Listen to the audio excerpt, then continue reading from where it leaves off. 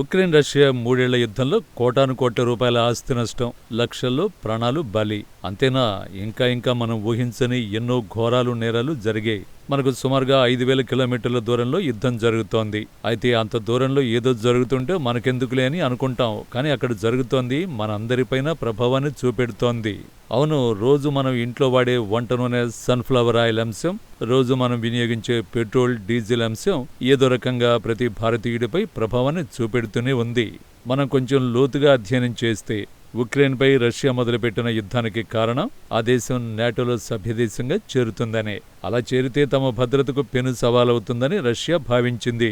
ఒక సంపన్న దేశం మరో అనామక దేశంపై దాడి చేస్తే యుద్ధం పెద్దగా సాగేది కాదు. కానీ ఉక్రెయిన్పై రష్యా యుద్ధం 3 ఏళ్లైనా ఇంకా సాగుతూనే ఉంది. ఎందుకంటే ఈ యుద్ధంలో పరోక్షంగా అమెరికా, యూరప్ దేశాలు పాల్గొనడమే. యుద్ధం క్లైమాక్స్ ఎలా ఉంటుందో తేలాలి. యుద్ధం వల్ల మనోళ్లకు ఎంతో నష్టం వాటిల్లింది.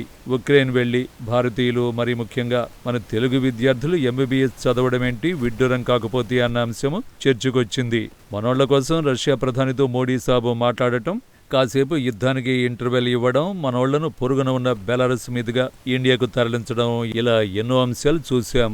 యుద్ధంలో ఘోరాల్లో ఘోరం ఏంటంటే ఉక్రెయిన్ యుద్ధంలో రష్యా తరఫున పోరాడుతూ హైదరాబాదీ మృతి చెందడం. తాజాగా ఉక్రెయిన్కు వ్యతిరేకంగా అమెరికా అధ్యక్షుడు ట్రంప్ చేస్తున్న వ్యాఖ్యలు యుద్ధాన్ని ఎటు నుంచి ఎటువైపునకు తీసుకువెళ్తాయో చూడాలి. రష్యా ఉక్రెయిన్ యుద్ధం ప్రపంచానికి ఎన్నో అవస్థల్ని క్రియేట్ చేసింది.